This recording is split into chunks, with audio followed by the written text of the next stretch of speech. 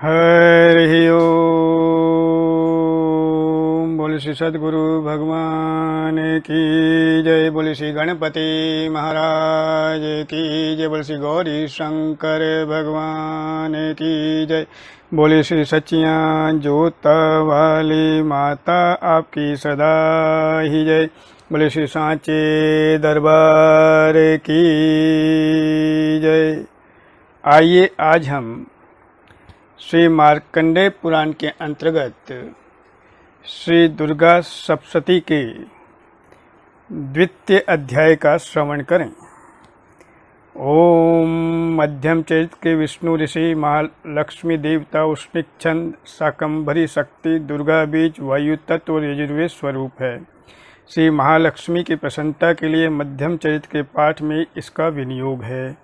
मैं कमल के आसन पर बैठी हुई प्रसन्न मुख वाली महिषासुर मर्दनी भगवती महालक्ष्मी का भजन करता हूँ, जो अपने हाथों में अक्षमाला, फरसा, गदा, बाण, वज्र, पद्म, धनुष, कुंडिका, दंड, शक्ति, खड्ग, ढाल, शंख, घंटा, मधुपात्र, शूल, पाश और चक्र धारण करती है। ऋषि कहते हैं, पूर्व काल में देवताओं और असुरों में पूरे 100 वर्षों तक घोर संग्राम हुआ। उसमें असुरों का स्वामी महिषासुर था और देवताओं के नायक इंद्र थे। उस युद्ध में देवताओं की सेना महाबली असुरों से परास्त हो गई। संपूर्ण देवताओं को जीतकर महिषासुर इंद्र बन बैठा। तब पराजित देवता प्रजापति ब्रह्मा जी को आगे करके उस स्थान पर गए जहां भगवान शंकर और विष्णु विराजमान थे। देवताओं ने महिषासुर के पराक्रम तथा अपनी पराजय का यथावत वृत्तांत उन दोनों देवेश्वरों से विस्तार पूर्वक कहा सुनाया। वे बोले, भगवान, महिषासुर सूर्य, इंद्र, अग्नि, वायु, चंद्रमा, यम, वरुण तथा अन्य देवताओं के भी अधिकार छीनकर स्वयं ही सबका अधिष्ठाता बन बैठा है। उस दुरात्मा महिष ने समस्त देवताओं को स्वर्ग से निकाल दिया है। अब वे मनुष्यों की भांति पृथ्वी पर विचरते हैं। दैत्यों की सारी करतूत हमने आप लोगों से कह सुनाई। अब हम आपकी ही शरण में आए हैं, उसके वध का कोई उपाय सोचिए। इस प्रकार देवताओं के वचन सुनकर भगवान विष्णु और शिव ने दैत्यों पर बड़ा क्रोध किया। उनकी भौहें तन गई और मुंह टेढ़ा हो गया। तब अत्यंत कोप में भरे हुए चक्रपाणी से विष्णु के मुख से एक महान तेज प्रकट हुआ। इसी प्रकार ब्रह्मा, शंकर तथा इंद्र आदि अन्य अन्य देवताओं के शरीर से भी बड़ा भारी तेज निकला। वह सब मिलकर एक हो गया। महान तेज का वह पुंज ज्वाज्वल्यमान पर्वत सा जान पड़ा। देवताओं ने देखा, वहां उसकी ज्वालाएं संपूर्ण दिशाओं में व्याप्त हो रही थीं। संपूर्ण देवताओं के शरीर से प्रकट हुए उस तेज की कहीं तुलना नहीं थी। एकत्रित होने पर वह एक नारी के रूप में परिणत हो गया और अपने प्रकाश से तीनों लोकों में व्याप्त जान पड़ा। भगवान शंकर का जो तेज था, उससे उन देवी का मुख प्रकट हुआ। यमराज के तेज से उनके सिर में बाल निकल आए। श्री विष्णु भगवान के तेज से उनकी भुजाएं उत्पन्न हुई। चंद्रमा के तेज से दोनों स्तनों का और इंद्र के तेज से मध्यम भाग कटि प्रदेश का प्रादुर्भाव हुआ। वरुण के तेज से जंघा और पिंडली तथा पृथ्वी के तेज से नितंब भाग प्रकट हुआ।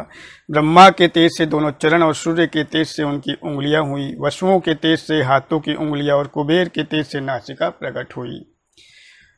उन देवी के दांत प्रजापति के तेज से और तीनों नेत्र अग्नि के तेज से प्रकट हुए थे। उनकी भौहें संध्या के और कान वायु के तेज से उत्पन्न हुए थे। इसी प्रकार अन्य अन्य देवताओं के तेज से भी उस कल्याणमयी देवी का आविर्भाव हुआ। तदंतर समस्त देवताओं के तेज पुंज से प्रकट हुई देवी को देखकर महिषासुर के सताए हुए देवता बहुत प्रसन्न हुए। पिनाकधारी भगवान शंकर ने अपने शूल से एक शूल निकालकर उन्हें दिया।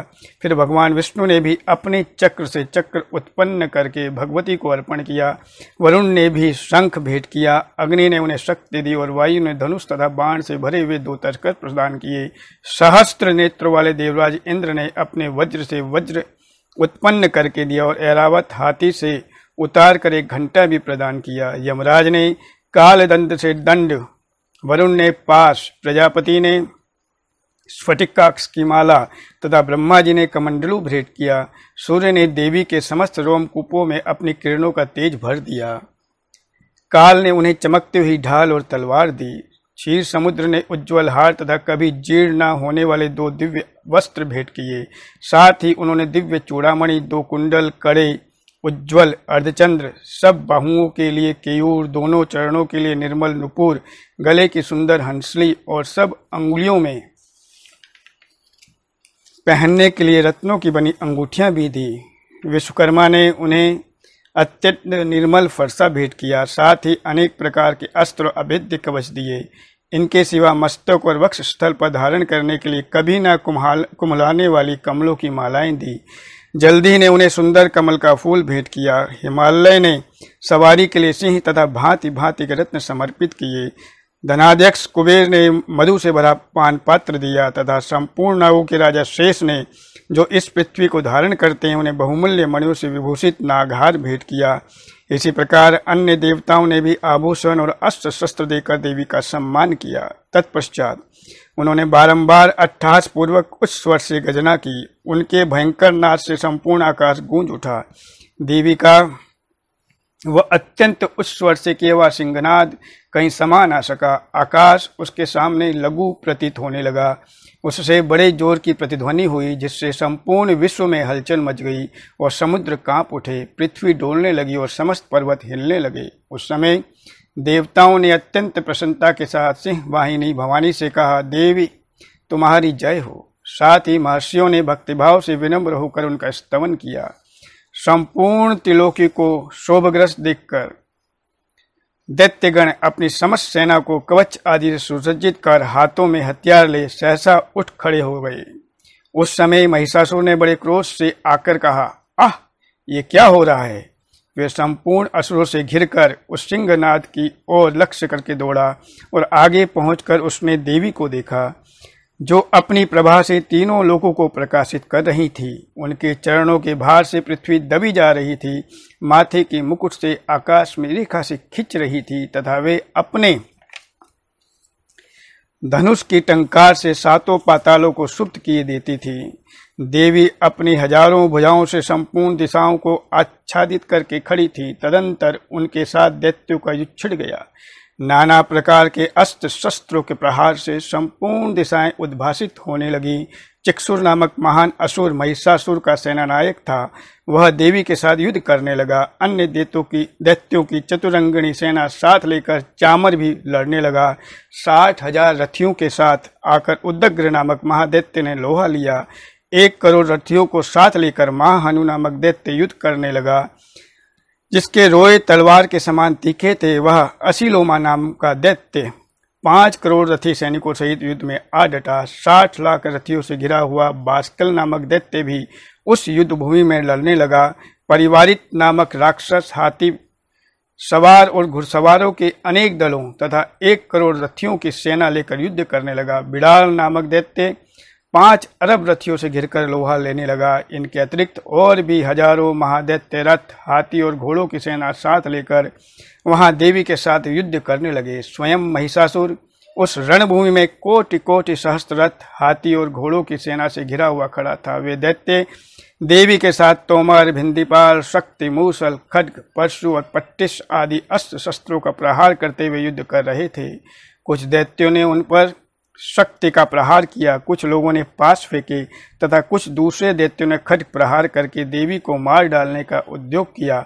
देवी भी क्रोध में भरकर खेल खेल में ही अपने अस्त्र शस्त्रों की वर्षा करके दैत्यों के समस्त अस्त्र शस्त्र काट रही थी और उन्होंने काट डाले। उनके मुख पर परिश्रम या थकावट का रंच मात्र भी चिन्ह नहीं था। देवता और ऋषि उनकी स्तुति करते थे और वे भगवती परमेश्वरी दैत्यों के शरीरों पर अस्त्र शस्त्रों की वर्षा करती रही। देवी का वाहन सिंह भी क्रोध में भरकर गर्दन के बालों को हिलाता हुआ असुरों की सेना में इस प्रकार विचरने लगा, मानो वनों में दावानल फैल रहा हो।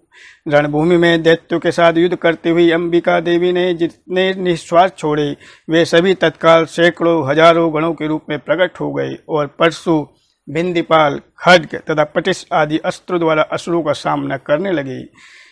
देवी की शक्ति से बड़े हुए वे गण असुरों का नाश करते हुए नगाड़ा और शंख आदि बाजे बजाने लगे। उस संग्राम महोत्सव में कितने ही गण मृदंग बजा रहे थे। तदंतर देवी ने त्रिशूल से, गदा से, शक्ति की वर्षा से और खड्ग आदि से सैकड़ों महादैत्यों का संहार कर डाला। कितनों को घंटे के भयंकर नाद से मूर्छित करके मार गिराया। बहुतेरे दैत्यों को पाश से बांधकर धरती पर घसीटा। कितने ही दैत्य उनकी तीखी तलवार की मार से दो दो टुकड़े हो गए। कितने ही गदा की चोट से घायल होकर धरती पर सो गए। कितने ही मूसल की मार से अत्यंत आहत होकर रक्त वमन करने लगे। कुछ दैत्य शूल से छाती फट जाने के कारण पृथ्वी पर ढेर हो गए। उस रणांगण में वाण समूह की वृष्टि से कितने ही असुरों की कमर टूट गई। बाज की तरह झपटने वाले देव पीड़क दैत्यगण अपने प्राणों से हाथ धोने लगे। किन्हीं की बाहें छिन्न भिन्न हो गईं, कितनों की गर्दनें कट गईं। कितने ही दैत्यों के मस्तक कट कट कर गिरने लगे। कुछ लोगों के शरीर मध्यम भाग में ही विदीर्ण हो गए। कितने ही महादैत्य जांघ कट जाने से पृथ्वी पर गिर पड़े। कितनों को ही देवी ने एक बाह, एक पैर और एक नेत्र वाले करके दो टुकड़ों में चीर डाला। कितने ही दैत्य मस्तक कट जाने पर भी गिरकर फिर उठ जाते और केवल धड़ के ही रूप में अच्छे अच्छे हथियार हाथ में ले देवी के साथ युद्ध करने लगते थे। दूसरे कबंध युद्ध के बाजों की लय पर नाचते थे। कितने ही बिना सिर के धड़ हाथों में खड्ग, शक्ति और रिष्टि लिए दौड़ते थे तथा दूसरे महादैत्य ठहरो ठहरो यह कहते हुए देवी को युद्ध के लिए ललकारते थे। जहां वह घोर संग्राम हुआ था वहां की धरती देवी के गिराए हुए रथ, हाथी, घोड़े और असुरों की लाशों से ऐसी पट गई थी कि वहां चलना फिरना असंभव हो गया था। दैत्यों की सेना में हाथी, घोड़े और असुरों के शरीरों से इतनी अधिक मात्रा में रक्तपात हुआ था कि थोड़ी ही देर में वहां खून की बड़ी बड़ी नदियां बहने लगी। जगदम्बा ने असुरों की विशाल सेना को क्षण भर में ही नष्ट कर दिया। ठीक उसी तरह जैसे तृण और काठ के भारी ढेर को आग कुछ ही क्षणों में भस्म कर देती है।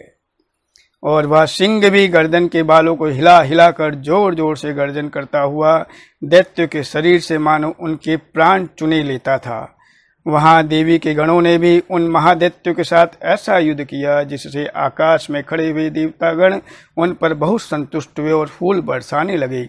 इस प्रकार श्री मार्कंडेय पुराण में श्रावण मनवंतर की कथा के अंतर्गत देवी महात्म्य में महिषासुर की सेना का वध नामक दूसरा अध्याय पूर्ण हुआ। बोलिए सचियां जोता वाली माता आपकी सदा ही जय। बोले श्री सांचे दरबार की जय। हरि ओम। श्री आह्वानम न जानामि विसर्जनम पूजां चैव न जानामि सम्यतां परमेश्वरी। मंत्रहीनं क्रियाहीनं भक्तिहीनं सुरेश्वरी।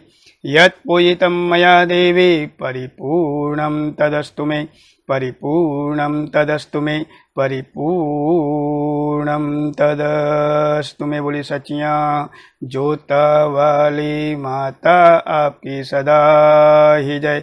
बोले श्री सांचे दरबार की जय। श्री हरे नमः, श्री हरे नमः, श्री हरे नमः। बहुत बहुत आभार।